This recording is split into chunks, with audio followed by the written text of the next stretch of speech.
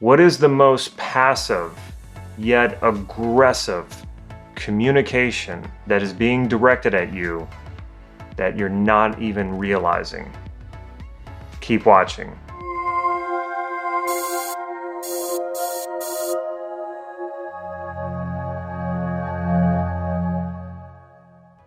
This is Life Mastery Gym. I'm Damon Cart, and I teach people just like you cutting-edge NLP processes and techniques so that you can master your life and take charge of your destiny.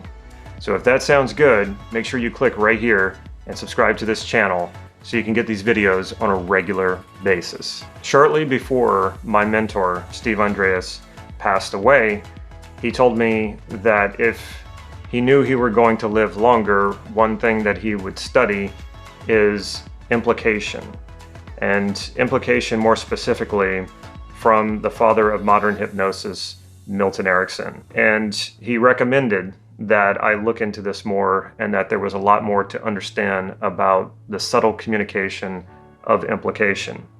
And he's even written 2 papers on it. It's still available. If you search Steve Andreas and you search implication, you'll find his essays on that. How much do you actually know about Milton Erickson, the hypnotist? Basically, NLP, a good chunk of NLP was modeled after his communication skills, which was based on hypnosis. So if you know who Milton Erickson is, or if you don't, let me know in the comments below. When I took my first NLP training, one of the teachers told us about a study that was done where they took a group of kids and they tested their knowledge and their intelligence.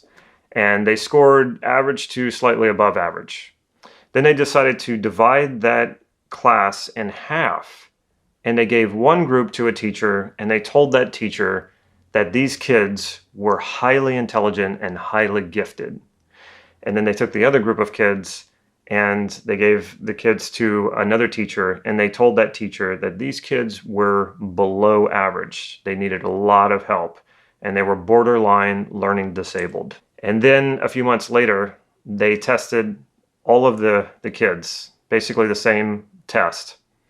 And not surprisingly, the kids who were with the teacher who believed they were much smarter than when they were, that their test scores went up.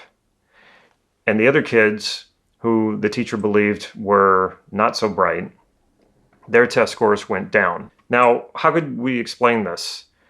Well, there's 2 things that really can help explain this. That's presupposition and also implication.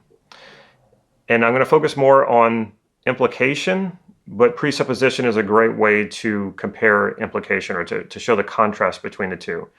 And why is this important when it comes to passive-aggressive communication? Well, when somebody presupposes that you're wrong, or you did something that was not right, or you screwed up, which is what a lot of passive-aggressive people do when they communicate to you, they do so in a way where they presuppose that you've messed something up. They presuppose that you're bad. They presuppose that you're lower than them and they are better than you. But a presupposition can be called out. You can negate a presupposition. You can, especially if you study this a little bit, you will start to know when somebody's using a presupposition, and then you can stop and say, wait a minute, I don't agree with that.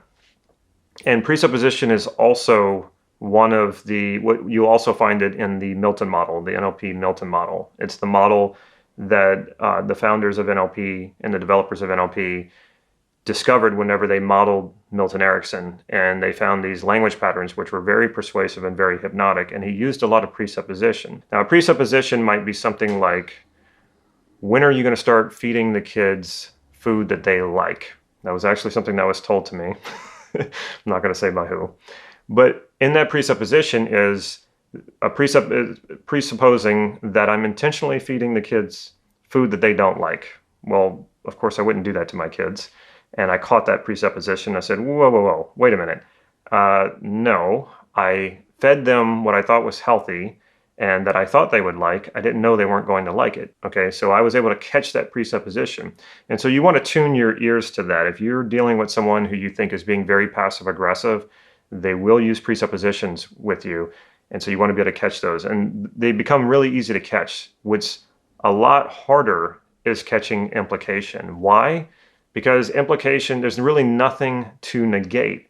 It's really what's there that's not being said. It's what's left blank. And so why did I tell that story in the beginning about the kids? Because really the kids were probably subjected to presuppositions. The smart kids were presupposed that they were smart, so they probably felt smarter. The kids who were being presupposed that they weren't so bright probably felt dumber, and so they acted that way. And then on top of it, it's all the stuff that wasn't being said. Okay, so I'm going to do my best to explain implication, and it might take a little while. You might have to watch this video a few times, but think about this. If you think life is a certain way, if you think you are a certain way, if you think someone else is a certain way, you tend to treat them that way, you tend to treat yourself that way, or you tend to approach life that way. And that's why we have what we call self-fulfilling prophecies, or we have what the world seems to function like we believe it functions, even if it's really bad. And people tend to act the way that we think they act. So it continues to go that way. It's like a loop. And implication is the most subtle, fly below the radar way of communicating. And when someone's being passive aggressive with you and they're using implication, well, first of all, they're probably not even aware of it. But if they're highly skilled at being passive aggressive, I can assure you that they are using implication. And that implication is affecting you. And that implication is causing you to probably behave in such a way that sort of confirms what they already think about you. And this just makes the situation worse. So if you're dealing with a passive aggressive person, notice how you tend to kind of feel and act the way that they're treating you. And what's worse is that sometimes you don't even realize it, that it's them who's doing it. And that's when you know that implication is probably being used. So like I said, implication is what's not being said, so it can't be negated. So I'll give you some examples of the difference between presupposition and implication, and hopefully this will shed light on what I'm talking about here. Let's say someone at work, or this could even be in a relationship, someone says to you, "You didn't screw up this time." Okay, that's a presupposition. And how you know it's a presupposition is because you can negate something. So first of all, what does that presuppose? That presupposes that you often screw up. If somebody says, "Well, you didn't screw up this time." So you can say, "Wait a minute, what do you mean? Are you implying," or you could say, "Are you presupposing that I screw up a lot of the time?" And then the person might backpedal and say, "Whoa, whoa, whoa, I'm sorry, I didn't mean that." But if they're being passive aggressive, it's probably quite intentional. So you can call it out and you can negate it. But what if someone just says to you, and again, this can be in a relationship, a intimate relationship or a work relationship, they say, "You didn't screw up." So the implication there is that maybe you normally do, but because the person didn't say it, if you come back and say, "Well, what do you mean I normally do?" And the person go, "Whoa, I didn't say that. Why are you thinking that? You thought that. I didn't say that." So you should be able to get kind of a sense of what implication is here. It's very subtle and it's very powerful, because if somebody just says, "You didn't screw up," where does your mind go? Your mind goes to, "Oh, yeah, there was that other time that I did screw up," or your mind naturally shifts to the times that you did screw up, and then you kind of feel bad about yourself. And by the time you're wrapped up in this, the person's probably already gone. You don't even realize what they did to you. This is how powerful implication can be. So let me give you some more examples. So another presupposition might be in, say, like a work-related situation. If you get promoted, a lot of times the people who are jealous of you will act passive-aggressively toward you. They can't be overtly aggressive to you, because then you might fire them, or because you're the supervisor, you would tell whatever supervisor would then reprimand them, possibly fire them. So if you do get promoted, expect people to be passive-aggressive with you. And so someone might say to you, "Since you became supervisor, our numbers are down." Okay, so this is a presupposition, and it can be negated. So you could say, "Well, wait a minute, so you're trying to say that because the numbers are down, it must be my fault?" So you can call them out on that presupposition. But what if they just come to you and say, "Our numbers are down"? Again, because there's so much left open here, that would probably make you feel like, oh, wait a minute, since I became supervisor, is this my fault? And that's probably what the person wants you to experience. Well, maybe this is my fault. The numbers are down, maybe this is my fault. Again, this is implication. It's what's not being said that causes your mind to go to that place. And it's really hard to negate it. And if you did, then you might look like the crazy one, which adds to their passive-aggressive communication. So what if you said, well, the person said, well, our numbers are down, and you turn around and said, well, are you trying to imply that this is because it's my fault since I'm the supervisor now? And then the person might jump back and say, well, what are you talking about? Like, I never said that. And that's because they didn't have to. And that's implication. So I'm going to give you one more presupposition and implication so you can get an idea of what implication is. So let's say you're in a relationship, let's say a family relationship, and your spouse says to you, well, when you're at work, I'm sure you're wonderful. I'm sure you're great. But at home, it's a different story. Okay, so what are they presupposing? This one's pretty obvious, that sure, you do well at work, but you're not really thinking of your family.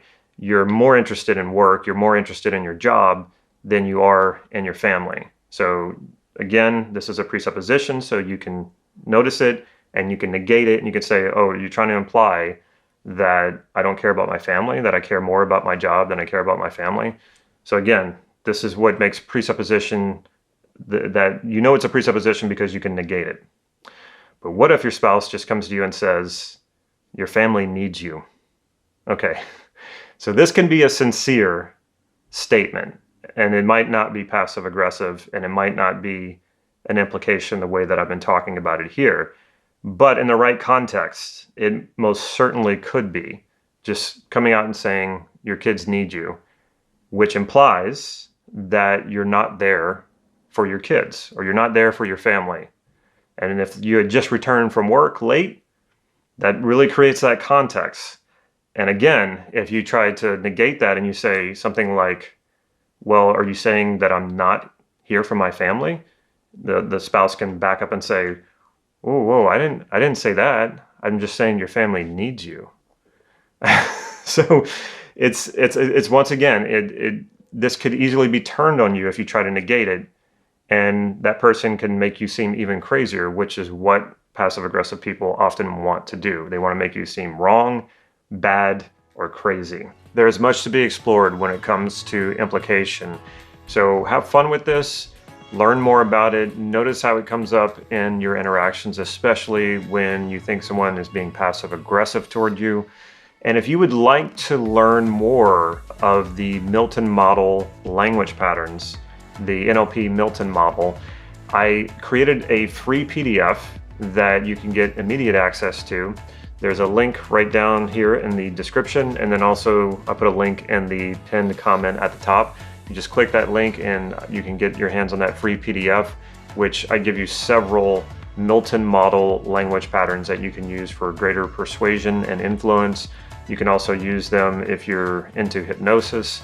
Also, you can notice when these patterns are being used on you so that you can recognize what's happening and how someone might be using them to influence or persuade you, which is not necessarily a bad thing unless they're trying to get you to do something that you don't want to do.